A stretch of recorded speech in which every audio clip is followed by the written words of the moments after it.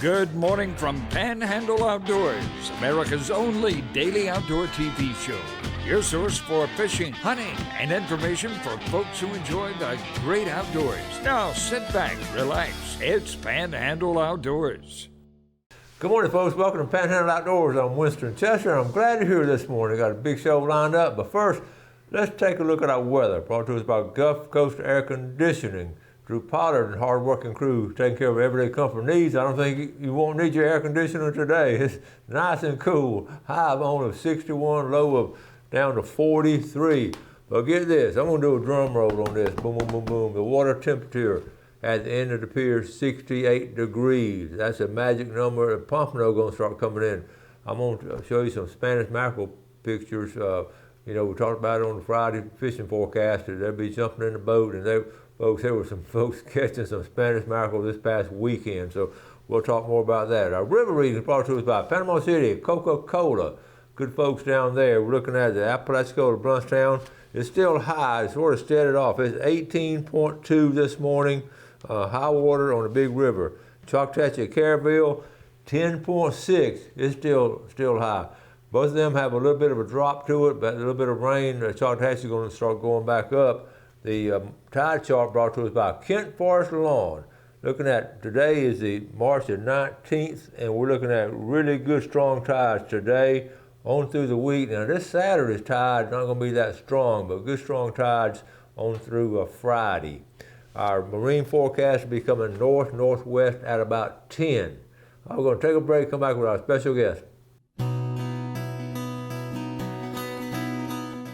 Okay, welcome back. And look who's with me this morning. What happens when you leave the door open? People sneak in. My buddy Bill. I'm telling you, we have no show planned. We're going to wing it. We decided to just do that. And yeah, I know when I get that last minute call. I said, let's go ahead and put a show together because a lot of times everything's planned and sterile or whatever. But we said, you got some pictures, I got some pictures, so we're going to talk about it. Let's start with you first, Bill. Well, I wanted to share something about our buddy Ricky Green, who's up in Kentucky. He's living the dream.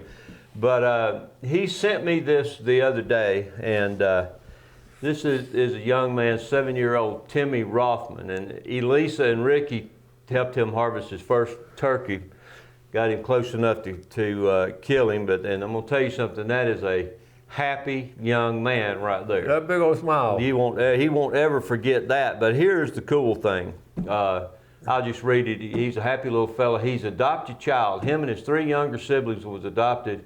Their mother was an addict and wound up in prison. Now Ricky's friend, his buddy, and his wife adopted all 4. Wow. And Timmy was only 5.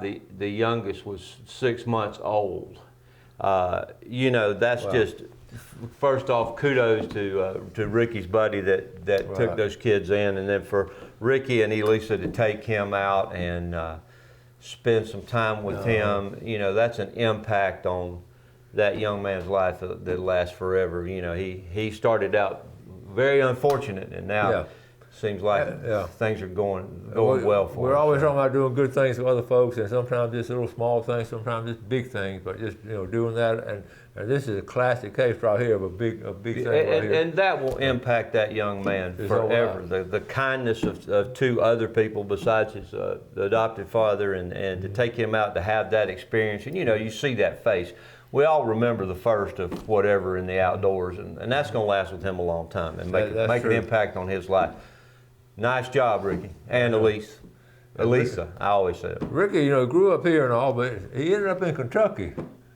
And he ended up in heaven. Ricky was with Gulf Power for years, retired, and we played ball together, about years ago, but he turkey hunting ran deep in his blood and his veins, and he was constantly here. He was a big fan of my dad's, who fixed a lot of his guns and did some things, and he still talks about Dad. But Ricky retired from Gulf Power, moved up there. I don't know how much property he has, but he's got a sweet situation.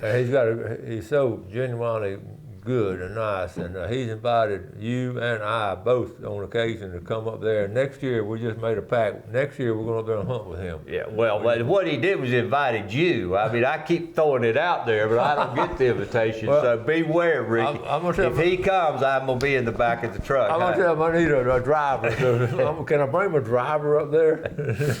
Yeah. I'm talking about turkey hunting. I ran into Matt Carpenter last week and up there in Liberty County, and talking about taking kids, the youth hunt up there in Liberty County. And here's Matt sent this to me. Okay, look at these boys. What a great day. What a great day up there for the boys.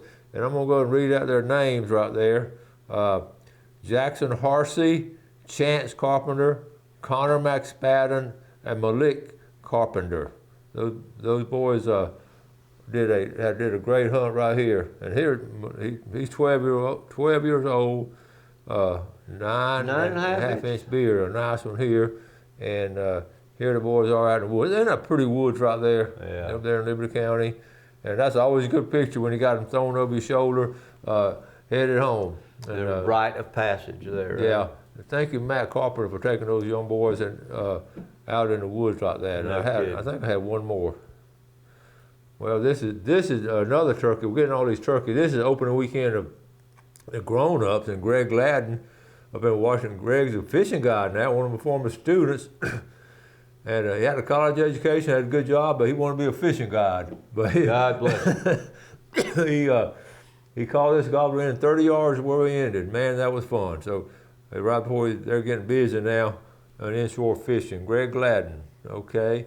And I got a couple more. I've got them scattered. Like I said, we didn't have anything set up. Here's one more with Matt Carpenter's group, Connor McSpadden, and with that picture right there, age 15. So those are some fine birds now. Yeah, and that youth hunt was a big deal. So the turkey season has started off really good for a lot of folks and all. So keep us sending those pictures and all. We get a kick out of showing young people's pictures and turkey hunting and fishing and all kind. I've got some really good stuff coming up too. Let's take a quick break. We'll be right back. Okay, welcome back. We had a really good time last Thursday night. There were 5 couples with our wives who called themselves our scalloping crew, and Greg invited us down and he got us a table down at the Lions Club Sportsman Banquet. We had a really good time, didn't we? Yeah, we did. Good food. The food was great, and they had a lot of live auctions. They had everything. Yeah. And all this stays right there in the county, and supports the youth and things like that over there. So it's a wonderful thing to be associated with. It really is. I took my phone. I took my camera. I just took the phone. I took a little bit of video. Took some snapshots and all. So here we go. We're just gonna. It was at the marina there. Let's go. Here we go right here. So I'm walking in. I'm looking for Bill and Donna and Greg and Lynn. And where are they? Where are they? So this is inside the marina. The new marina. The new boat storage. There's Gail. I found Gail. Okay, a little bit more in that marina. Something. They set the tables up there, people coming in and getting on the tables. You buy the tables. Yeah. I said, where's Bill? Here comes Bill, right there in the middle. There he is. Where am I? Oh, yeah. Okay, we found him. So anyway, I took some pictures. This is just the different still pictures of getting the tables are filling up. And Bill pointed this out to me and said, Winston. Yeah, that stuck out. Tell us about it, Bill. We did notice that a lot of the boats in that new storage were new, and probably from insurance on what happened. But this obviously stuck out big time in my mind. 400 horsepower motors. Yeah. 5. Yeah. I just sat there with my mouth open. I know. I have no idea how much those are. What, 75,000 a piece, maybe more. Probably. I don't know. But very nice. Hey, in these big marinas, they put the smaller boats up top. Heck yeah. And then the big ones on the bottom. But you can see the crowd starts piling in.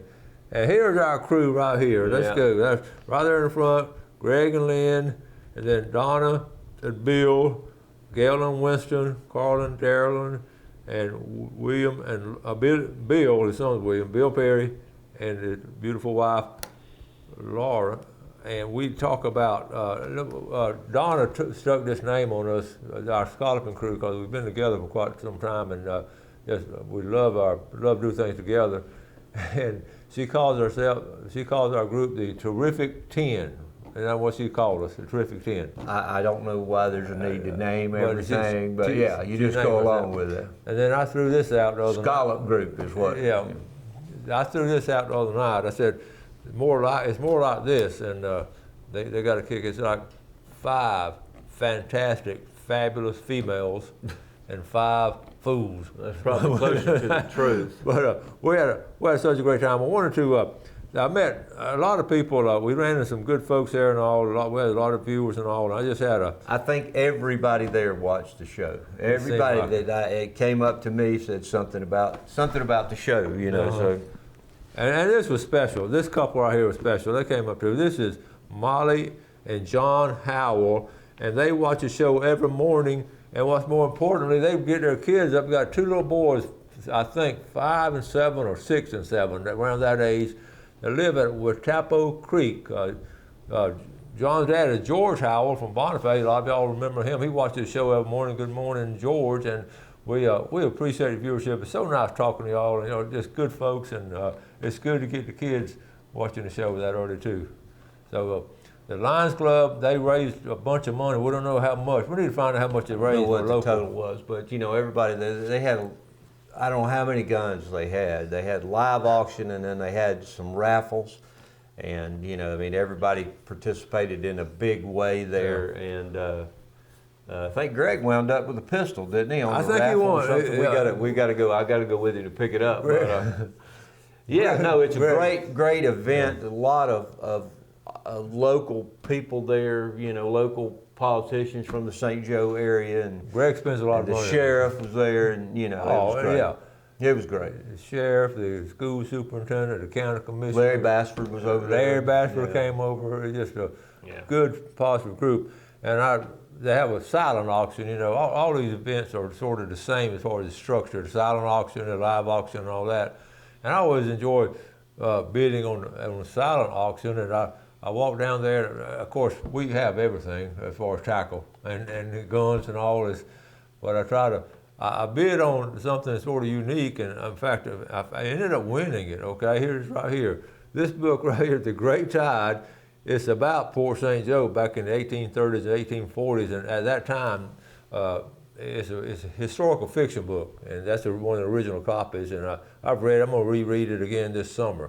But The Great Tide is a really good book, and it tells about that area, and it was booming back then. And that's about when they were getting ready to have the state constitutional convention there, and that place was booming. And then it truly happened. They had the yellow fever came in, and also the hurricane hit it and wiped St. Joe out. And that's a great historical fiction book. So I won that and some other little things with it. So that was fun. So I love historical fiction, especially in the area here. So, but the food was good. Like I said, we saw a bunch of people, and I could not believe the guns they gave away. So, I think some really nice pistols, rifles. They have one really exceptional shotgun, and you know, it's just the people who donated all those things, you know, and then the raffles, they had several pistols, a couple rifles and things like that. So, you know, it was there were a lot of items there. I'm sure they made a lot of money off of that. And we can't get over every time we talked about it the other night too.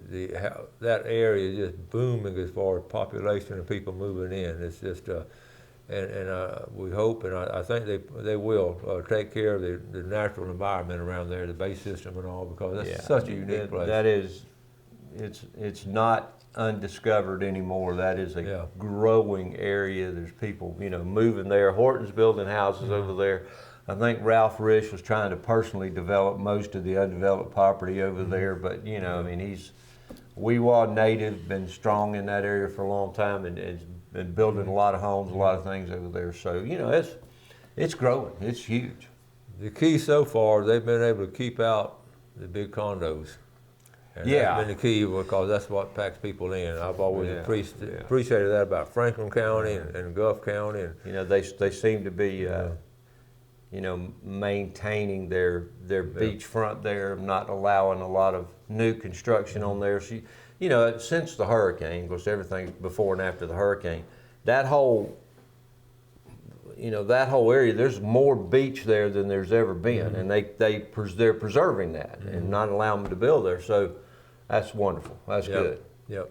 And the big thing is the people that are moving in. I told y'all that Wynn and Walter moved in there last year, but the people moving in are just some really good folks, and they've got all kinds. They got Wynn and Walter have 2 Bible studies, and everybody in the Bible studies is from out of town. They're good, solid people. So it's a plus. It's a win-win for everybody. And I know our other areas are experiencing growth too, and you know, the northern part of our viewing area, people are buying a lot of land up in Calhoun County and Jackson County, and in Washington County sand hills. I mean, that used to be, nobody used to go there, and it is booming, those sand hills. If you can find any property there, good luck, and go ahead and buy it. All right, we're going, and Walton County, that's just off the charts. Take a final break, be right back.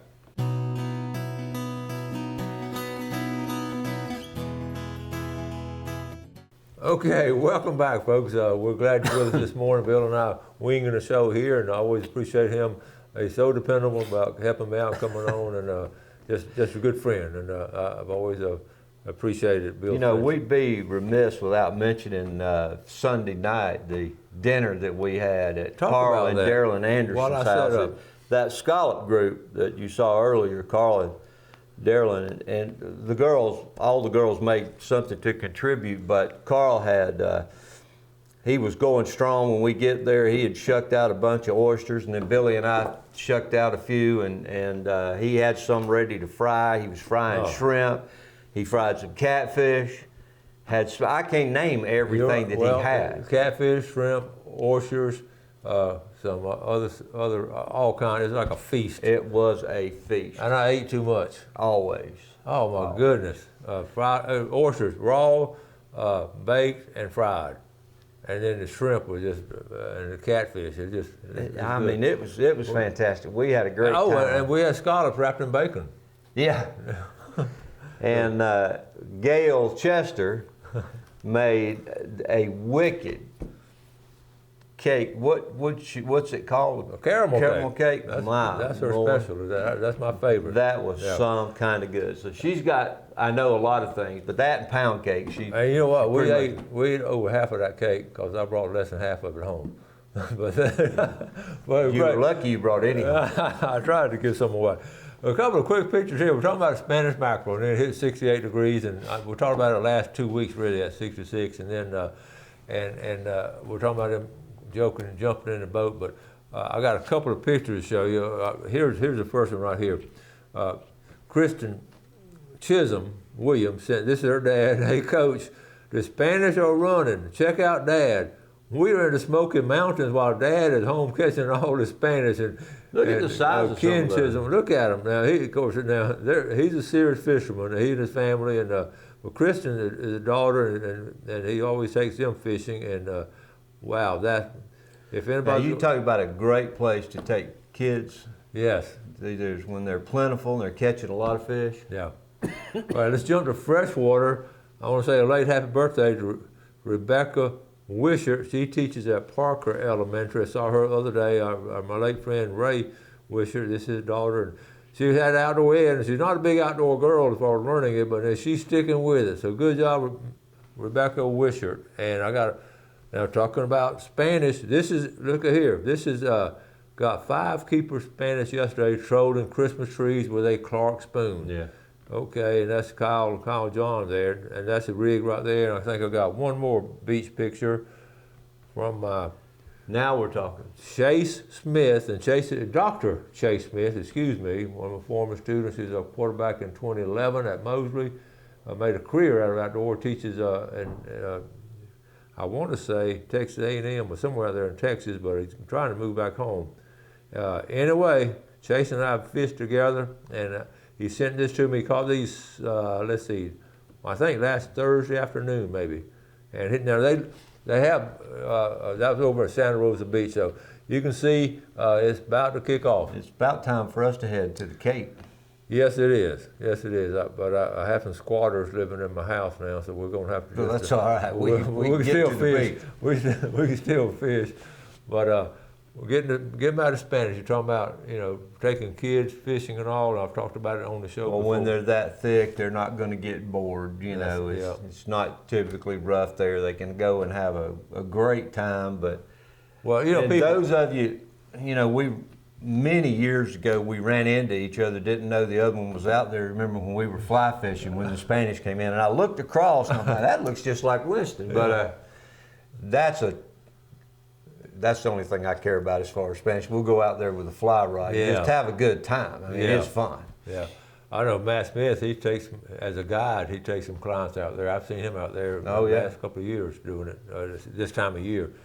What about eating Spanish? What do I get all kind of mixed reviews. What about you? They make great marlin bait. You that answers the question. Butterfly them. I don't particularly care for them, but I know a lot of people do, and that's why there's all kinds of different fish too. You know, some people like them. I've never seen anything done but fried. I mean, as far as that goes, but. We smoked them before and put deer sausage on top of them, so some of the deer sausage. And ate the deer sausage? Most of it was deer sausage cut up, but Yeah, it's just not there for a lot of fun, but I don't have any use for it as far as eating. But speaking of cooking, now Bill's a great outdoor cook, have you had a chance? You got anything coming up? Anything or any kind of cooking? No, but I did add a new addition to my smoker family. Well, you got to have some people try it out. So but you got to give me time to work into them. But I love it. It's kind of yet another hobby that I picked up, and we're willing to be the guinea pig. I got 2 or 3 smokers that I really love. I say really love, but I just got the other day, and I don't know what I did. I thought I had a picture of them, but I've got 3 right now, and that is my new drum smoker. What is that? It's a drum smoker. It's like a 55-gallon drum, but this is heavy steel. This takes a little more work to regulate the temperature. Well, it looks like a Yeti on steroids. It's kind of it's heavy. It's got I love that one, but I've got that's interesting. Masterbuilt gravity fed, and then I've got a pellet smoker back there as well. How do you like that pellet smoker? If you want to start smoking something, that's a great way to do it, because it maintains the temperature for you, and then when anything you're smoking, that's the key to it is maintaining that temperature in whatever range you're cooking it at. Now I don't trust what's on the thing, but the temperature gauge on the thing. So I have a separate one that I put in there to do it with. Yeah. Look at the clock on the wall. We've run out of time, Bill. Once again. And we didn't have anything planned. I got a blank sheet here. Thank you, buddy. Let's go ahead and You're welcome. We're going out to breakfast, right? Absolutely. And I'm buying this morning. Thank y'all for watching Panhandle Outdoors. We appreciate the viewership. Do something good for someone else today. God bless. Thanks for watching America's only daily outdoor TV show, Panhandle Outdoors with Winston Chester, featuring hunting, fishing, and other activities and information to help you enjoy the great outdoors. Join us next time for Panhandle Outdoors.